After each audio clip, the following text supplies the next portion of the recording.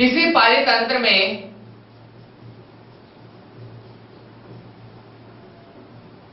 उपस्थित विभिन्न खाद्य श्रृंखलाएं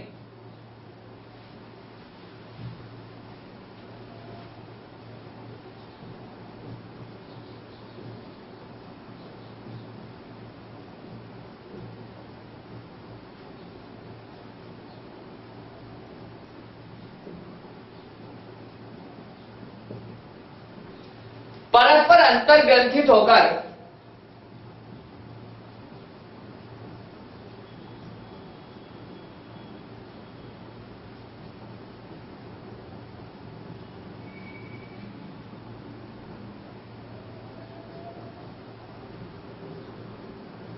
एक जाल का निर्माण करती हैं।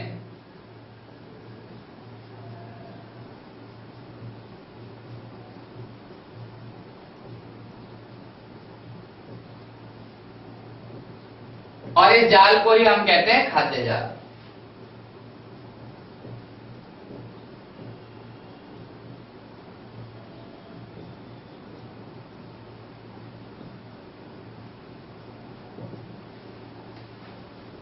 पारितंत्र में खाद्य जाल होने का क्या फायदा है? तो ध्यान दें कि पारितंत्र में एक से अधिक खाद्य श्रृंखलाएं जब जाल के रूप में होती हैं, तो सबसे जो महत्वपूर्ण जो फायदा हम बात करें खाद्य जाल का, वह है कि एक से अधिक रास्ते बन जाते हैं, पथ बन जाते हैं, वैकल्पिक पथ, जिसके कारण से अगर हम कहें कोई भी पारितंत्र है और उसमें कोई जंतु अगर गायब हो जाए, कोई जैविक घटक गायब हो जाए, तो भी पारितंत्र नष्ट नहीं होगा।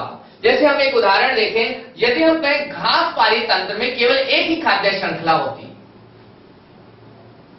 घास को खरगोश खाता है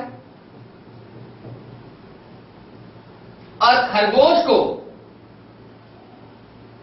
सीधा शेर, यह एक खाद्य श्रृंखला, छोटी सी खाद्य श्रृंखला। यदि हम कहें तो हम कहेंगे कि यह प्रथम पोषी स्तर है, यह द्वितीय पोषी स्तर है, यह तृतीय पोषी स्तर। हम कहते हैं पारितंत्र में केवल यह एक ही, घास के मैदान में, घास पारितंत्र में केवल एक ही खाद्य श्रृंखला है। सोचा जाए, ऐसा होता नहीं है लेकिन सोचा जाए, यानी शेर खरगोश को ही भोजन के रूप में ग्रहण कर सकता है और खरगोश घास को ग्रहण करेगा। हम यदि कहें कि खरगोश यदि मर जाएं, पारितंत्र में उपस्थित घास के मैदान में, जंगल में खरगोश जो है वे मर जाएं, तो ऐसी स्थिति में क्या शेर जीवित रहेंगे? नहीं। उसका कारण है क्योंकि यह तो केवल एक ही रास्ता है। लेकिन हम जानते हैं खाद्य जाल में एक नहीं अनेक रास्ते होते हैं। सोचें कि यदि खरगोश मर जाए और हम बात करें अब खाद्य जाल की, तो यह भी हो सकता है कि भाई खरगोश को हिरण भी तो खाता है और घास को हिरण भी तो खाता है और हिरण को शेर भोजन के रूप में ग्रहण कर सकता है। तो ये दूसरा रास्ता हो गया। या फिर यह भी कह सकते हैं कि घास को खरगोश या खरगोश को अन्य कोई जीव द्वितीय स्तर का यदि मान लिया जाए, जैसे लोमड़ी, और लोमड़ी को फिर शेर भोजन के रूप में ग्रहण कर ले, तो ऐसी स्थिति में एक से अधिक खाद्य श्रृंखलाएं आपस में मिल जाती हैं। जब तब सबसे जो महत्वपूर्ण जो लाभ होता है वह यही है कि यदि पारितंत्र में एक जीव गायब हो जाए तो उससे पारितंत्र पर कोई विशेष प्रभाव नहीं पड़ता।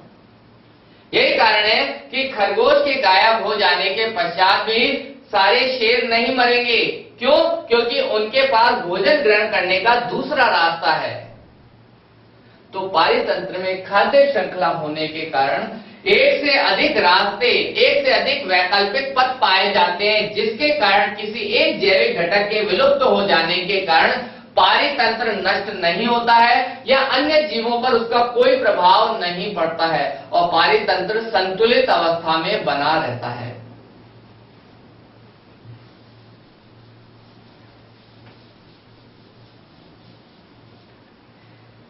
जब हम पारितंत्र की बात करते हैं तो जानते हैं कि पारितंत्र विभिन्न प्रकार के होते हैं। तो एक महत्वपूर्ण बिंदु के बारे में जब बात करते हैं तो हम जानते हैं महासागर या समुद्र की बात करें तो महासागर या समुद्र जो है सबसे बड़ा पारितंत्र है।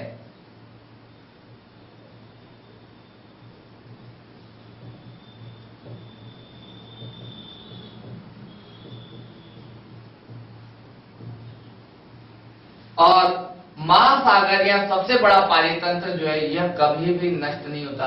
अन्य सभी पारितंत्र नष्ट हो सकते हैं। सोचे एक वन के बारे में, जंगल के बारे में, तो हम जानते हैं जंगल एक पारितंत्र है। क्यों? क्योंकि वहां बड़े बड़े जो पेड़ हैं वो उत्पादक हैं, प्रकाश संश्लेषण द्वारा भोजन बनाते हैं और उन्हें पेड़ पौधों को खाते हैं शाकाहारी, शाकाहारियों को मांसाहारी। मांसाहारियों में यदि हम बात करें तो जंगली जानवर, खास तौर से जैसे शेर, बाघ, चीता आदि की बात करते हैं। तो वन भी क्या एक पारितंत्र है। लेकिन यदि ऐसा हो जाए कि जंगल में आग लग जाए, सामान्यतः होती है, आंधी तूफान जब चलते हैं तो जो बड़े बड़े जो वृक्ष हैं उनके तने घर्षण के कारण जल जाते हैं और आग लग जाती है। यदि जंगल में आग लग जाए तो सारे के सारे जो पेड़ पौधे हैं वे नष्ट हो जाएंगे, पादप जल जाएंगे। तो जब पादप भी जल जाएंगे तो क्या शाकाहारी जंतु जीवित रह पाएंगे? और अगर शाकाहारी जंतु जीवित रहे तो क्या मांसाहारी जंतु जीवित रह पाएंगे? नहीं। यानी पारितंत्र नष्ट हो भी सकता है प्राकृतिक घटना के कारण। प्राकृतिक जो दुर्घटनाएं हैं वो उस पारितंत्र को खत्म कर सकती हैं। लेकिन एक ऐसा पारितंत्र है जो कभी भी नष्ट नहीं हो सकता और उसका नाम है महासागर। महासागर सबसे बड़ा पारितंत्र है जो कभी भी समाप्त नहीं होता।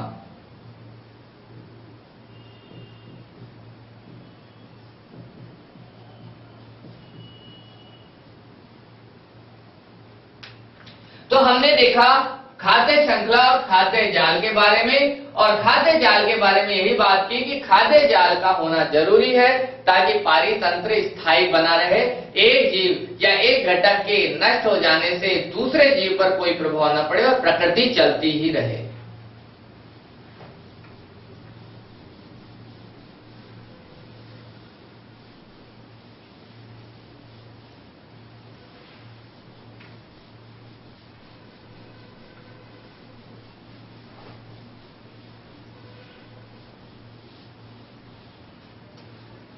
अब हम बात करते हैं कि पारितंत्र में ऊर्जा का प्रवाह किस प्रकार से होता है।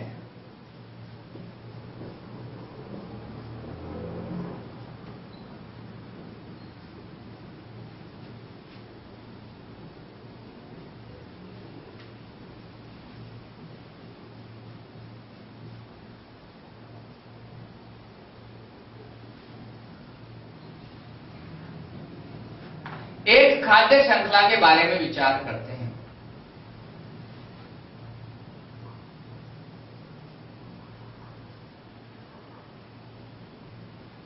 घास,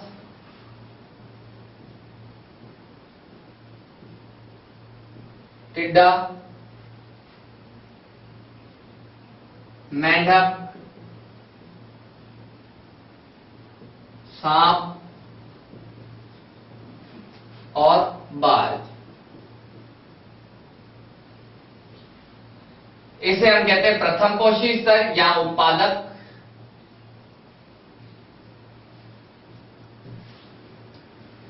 दूसरा प्राथमिक उपभोक्ता,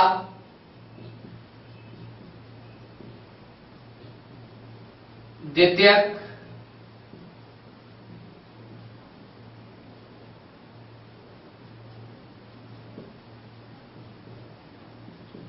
यानी तृतीय पोषी स्तर, और यदि सांप और बाज की बात करें तो वो तृतीय पोषी स्तर,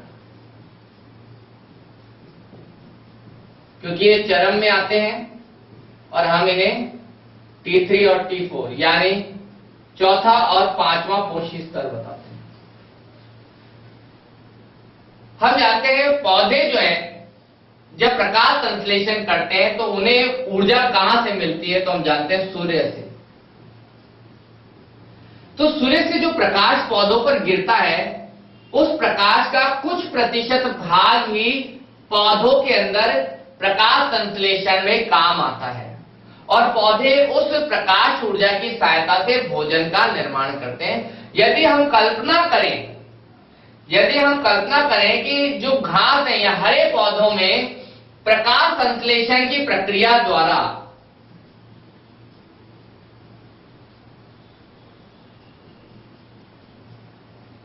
की प्रक्रिया द्वारा 1000 किलो कैलोरी ऊर्जा संचित हो जाती है। ऊर्जा संचित का मतलब हम जानते हैं जब प्रकाश संश्लेषण होता है तो प्रकाशिक ऊर्जा रासायनिक ऊर्जा में बदल जाती है। यानी यहां पर प्रकाश की ऊर्जा से भोजन का निर्माण होता है, कार्बोहाइड्रेट का निर्माण होता है। अब हमने कहा यदि प्रकाश संश्लेषण हो रहा है पौधों में तो पौधों के अंदर लगभग 1000 किलो कैलोरी ऊर्जा संचित हो गई है प्रकाश संश्लेषण के दौरान। लेकिन पौधा तो एक जीव है और जीवों के शरीर में जैविक क्रियाएं होती है, जैसे श्वसन या फिर अन्य शरीर की और भी प्रक्रियाएं। तो जब श्वसन या अन्य जैविक प्रक्रिया होती है तो क्या उनमें ऊर्जा खर्च नहीं होती? उनमें ऊर्जा, अधिकांश ऊर्जा खर्च हो जाती है। तो जब पौधों में 1000 किलो कैलोरी ऊर्जा बनी है, कैसे? प्रकाश संश्लेषण से बनी है, संचित है, लेकिन उसमें से 90% ऊर्जा खर्च हो जाती है पौधे की खुद की क्रियाओं में, जैविक प्रक्रियाओं में। तो अब इनमें कितनी ऊर्जा बचेगी? केवल 10%, और वह केवल 10% ऊर्जा ही अगले जीव में जाती है, यानी शाकाहारी में। यानी जब टिड्डा घास को खाएगा तो घास में जो ऊर्जा है उसका केवल 10% ही टिड्डे में स्थानांतरित होगा। क्यों? क्योंकि 90% ऊर्जा जो है वह घास यानी उत्पादक में ही खुद की जैविक प्रक्रियाओं में खर्च हो गई। यदि हम बात करें 1000 किलो कैलोरी की बात करें तो यहां टिड्डे में यानी प्राथमिक उपभोक्ता के अंदर यह ऊर्जा यदि बात की जाए तो कितनी ऊर्जा केवल मात्र जाएगी? 10 किलो कैलोरी।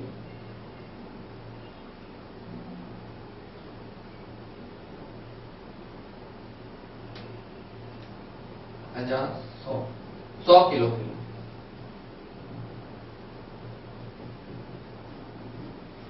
100 kilo calorie.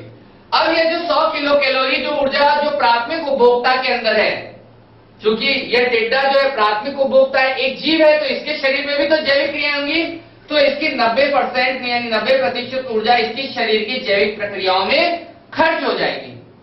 तो आखिर फिर अगले कोशिश स्तर में कितनी जाएगी? केवल 10%। तो ऐसी स्थिति में अगले कोशिश स्तर यानी मेढक में जो ऊर्जा होगी, संचित ऊर्जा वह होगी 10 किलो कैलोरी। ऐसे ही यही प्रक्रिया यदि चलती जाए तो अगले कोशिश स्तर के अंदर जाते ही यह ऊर्जा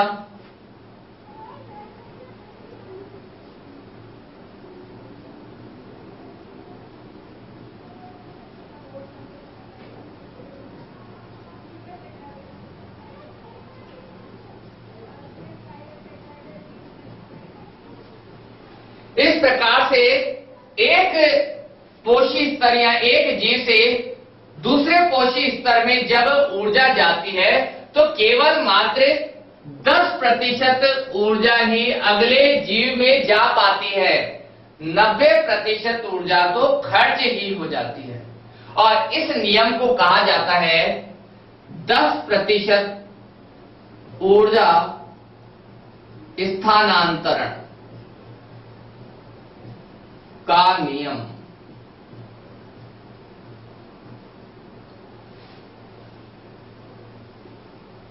और यही नियम है, यह हमें दर्शाता है कि अगर कोई खाद्य श्रृंखला बहुत लंबी है तो अंतिम यानी चरम मांसाहारियों की यदि हम बात करें तो उन चरम मांसाहारियों को बहुत कम मात्रा में ऊर्जा मिल पाती है। पौधों में जो निर्मित ऊर्जा को देखें तो 1000 किलो कैलोरी, लेकिन अंतिम जो चरम मांसाहारी है वहां केवल 0.1 किलो कैलोरी, यानी इतनी कम ऊर्जा ही चरम मांसाहारियों में पहुंच पाती है। इसीलिए खाद्य श्रृंखला 4 या 5 पोषी स्तर से अधिक नहीं होनी चाहिए, अन्यथा अंतिम जो पोषी स्तर यानी चरम जो उपभोक्ता होते हैं उन्हें भोजन का बहुत कम अंश ही मिल पाता है। तो यह है पारितंत्र में ऊर्जा का प्रवाह। पारितंत्र में ऊर्जा का प्रवाह जब एक पोषी स्तर से दूसरे पोषी स्तर में होता है तो केवल 10% ऊर्जा ही एक पोषी स्तर से दूसरे पोषी स्तर में पहुंच पाती है, और केवल 90% यानी 90% जो ऊर्जा है वह खर्च हो जाती है। इसे कहते हैं 10% ऊर्जा स्थानांतरण का नियम।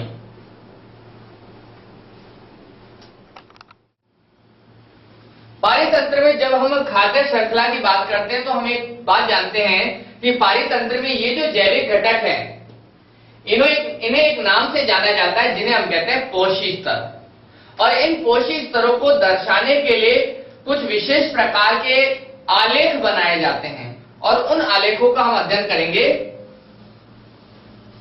पिरामिड या पारिस्थितिक स्तूप के रूप में।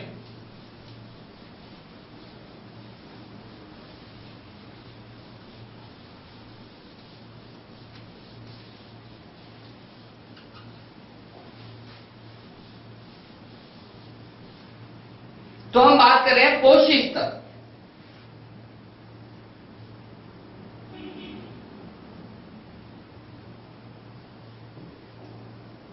तो पोषी स्तर से तो तात्पर्य है कि किसी भी खाद्य श्रृंखला में पाए जाने वाले जितने भी जीव आ रहे हैं, चाहे वो उत्पादक हो चाहे वो उपभोक्ता, उनको हम कहते हैं पोषी स्तर।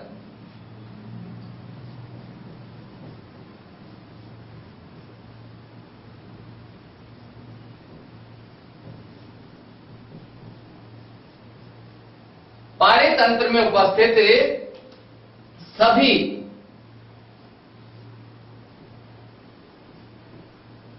जीव जो खाद्य श्रृंखला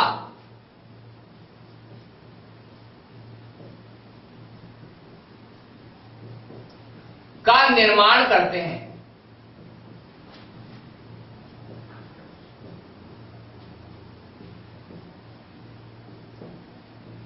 उन्हें हम कहते हैं पोषी स्तर।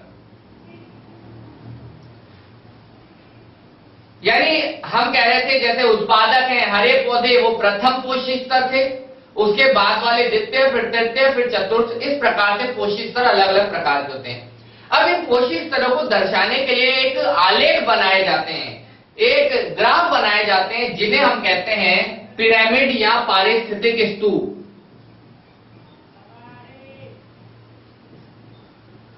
पिरामिड या पारिस्थितिक स्तूप।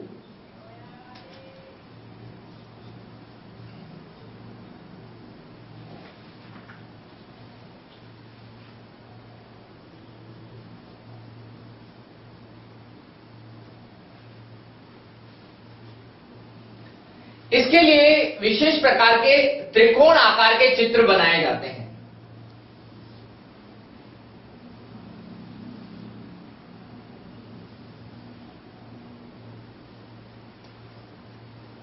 जिनमें यदि हम इसे कहेंगे त्रिकोणाकार या त्रिभुजाकार यदि ये चित्र है तो इसमें जो निचला जो भाग होता है यह उत्पादकों का माना जाता है और ऊपरी भाग जो होता है वो क्रमशः उपभोक्ताओं का माना जाता है। तो जैसे हम बात करें घास के मैदान की, घास स्थल पारितंत्र की,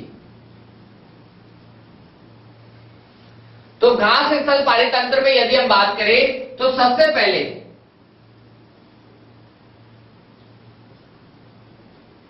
घास यानी उत्पादक जो निचले स्तर में आते हैं, फिर ऊपर की तरफ बढ़ाते हुए यदि हम बात करें टिड्डा, मेंढक, सांप और बाज, इन्हें बनाने का क्या आधार होता है? तो हम जानते हैं पहली बात खाद्य ऊर्जा।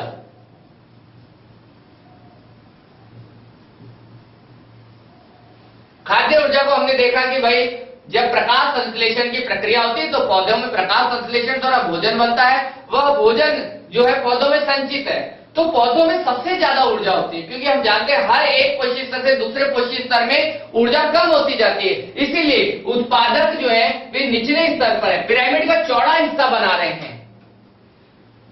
लेकिन अगर हम सोचे टिड्डे में उससे कम ऊर्जा जाएगी, मेंढक में उससे भी कम ऊर्जा जाएगी, सांप में उससे भी, और सबसे कम बाज में।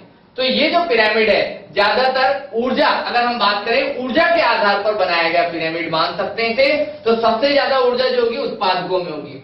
और हम इन्हें जैसे प्रथम पोषी स्तर, द्वितीय पोषी स्तर, तृतीय पोषी स्तर, चतुर्थ पोषी स्तर और पांचवा पोषी स्तर इस प्रकार से दर्शा सकते हैं। यह जो पिरामिड जो दिखाया जा रहा है ऊर्जा के आधार पर है, और ध्यान रखा जाए ऊर्जा के आधार पर जो पिरामिड बनाए जाते हैं वो हमेशा ऐसे बनते हैं, इन्हें हम कहते हैं सीधे पिरामिड।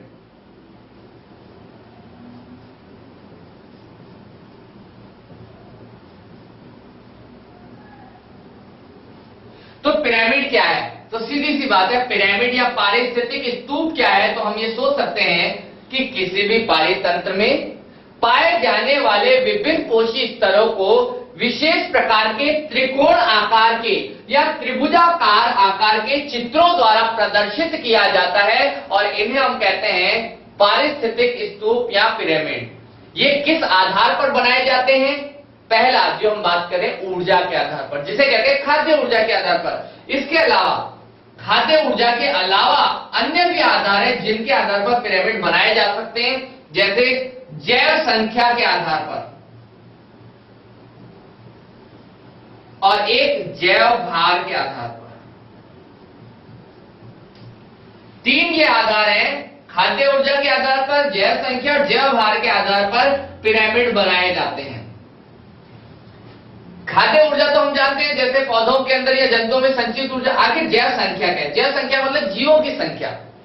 पारितंत्र में जिन जीवों की संख्या अधिक होगी और किन जीवों की संख्या कम होगी, इसे दर्शाना है।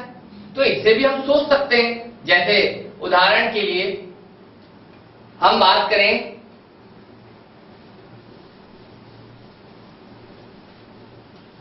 ये तो ऊर्जा के आधार पर पिरामिड है, और ये हमेशा सीधे होते हैं। सीधे का मतलब नीचे से चौड़े और ऊपर से सक्रिय होते जाएंगे। लेकिन यदि हम बात करें जैसे जैव संख्या, संख्या का मतलब है किसी भी पारितंत्र, पारितंत्र का मतलब है एक क्षेत्र जहां पर जीव रहते हैं, तो उस पारितंत्र में जीवों की संख्या किसकी ज्यादा है किसकी कम। सोचें घास स्थल पारितंत्र में उत्पादक यानी हरे पौधे जो होंगे वो सबसे ज्यादा होंगे, तो ऐसी स्थिति में इसका पिरामिड का नीचे वाला हिस्सा सबसे चौड़ा होगा। या फिर हम बात करें उन्हें खाने वाले जो शाकाहारी होंगे उनकी संख्या कम होती चली जाएगी, उत्पादक सबसे ज्यादा, प्राथमिक उपभोक्ता उससे कम यानी शाकाहारी, उससे कम द्वितीयक उपभोक्ता,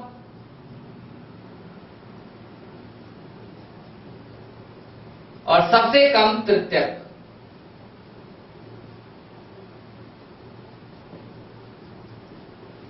तो यह जो है ये संख्या के आधार पर है।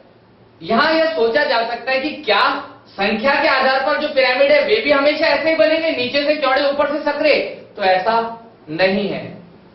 कभी कभी ऐसे भी पारितंत्र देखने को मिलते हैं जिनका पिरामिड ऐसा सीधा ना होकर उल्टा होता है। सोचिए जैव संख्या के आधार पर एक वृक्ष की कल्पना करते हैं। वृक्ष तो एक वृक्ष है, लेकिन एक वृक्ष पर अनेक पक्षी हैं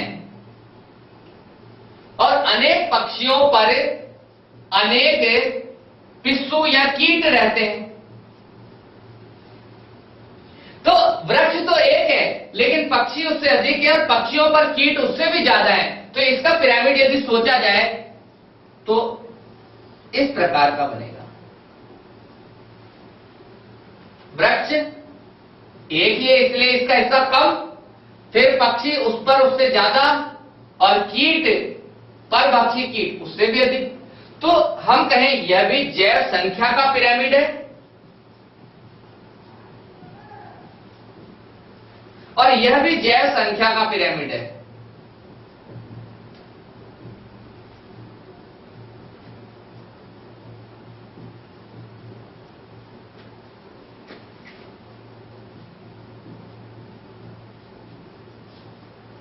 लेकिन इनमें जो अंतर हमें दिखाई दे रहा है वह यह है कि यह सीधा है और यह उल्टा है।